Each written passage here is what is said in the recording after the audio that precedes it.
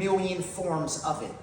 Because the package and the delivery is made just for you. But what's in the package is the same.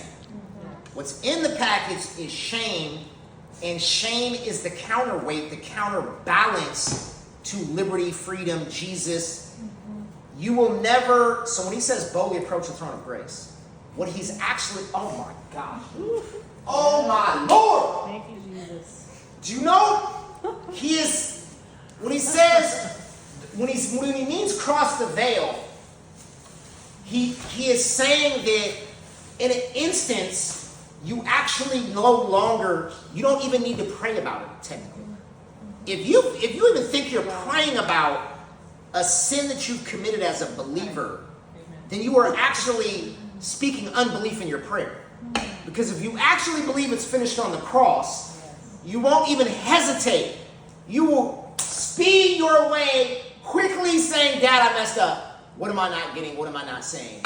And because you're a daughter or a son, when does my child stop, this boy right here, does he ever stop to come to me when he's messed up or when he's done good or whatever? He just knows I'm safety. He knows I'm identity. He knows I'm identity. And it doesn't matter, good, bad, or indifferent, any expression of him, the first thing he does is go to his parents. Right?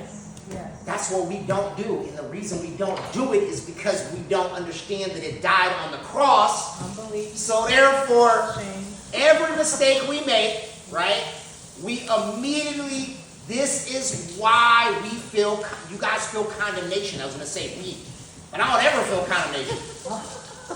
Why do I not feel condemnation? Because I was raised on the other side of this reality, right? Where I'm so caught in the fiery bog of sin, that I can't even, my reference point is total opposite. But every single one of you, so I'm going to make sure you do never have to go through this, ever. Thanks the Lord.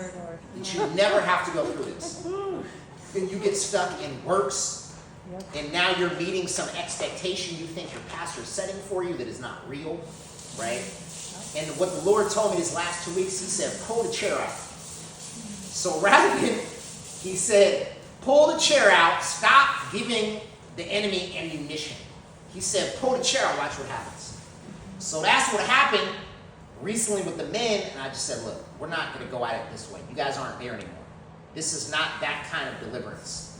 This is an impartation that you can only receive by faith. Yes. God has a lot of new graces, new mercies, new gifts, new everything that are already there, that are already allotted for your life, right? So we can't stay on the I'm broken, yes, right? That's right. Once the deeper wounds are removed, the catalyst at that point is now beginning to focus that everything in your ministry, there is a grace that has already been supplied for it. It's already there. You don't have to work for it. You don't need to understand it fully. Just believe that it's there by faith, right? Yes, exactly. So that when everybody's triggered right now, it's the only triggers left are shame. But they're not strongholds like they were. Now God's saying, look, I want you to now think about this. Shame can work in a million different forms, right? Oh, I messed it up today. Oh my gosh.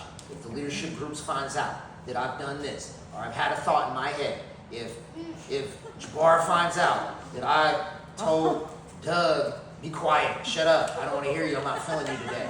He's going to think I started back from zero, and then the devil starts talking, and I'll never get this, and then we go into all these things in our mind, and we get stuck, right? When the truth of the matter is, God sees you finished, right? And if your leader doesn't see you finished, then he can't lead you anywhere. How does he lead you to something he can't see? Whoa, my gosh! That's good. That's right. How can he tell you, come on, let's go, when he doesn't even know where he's taking you to?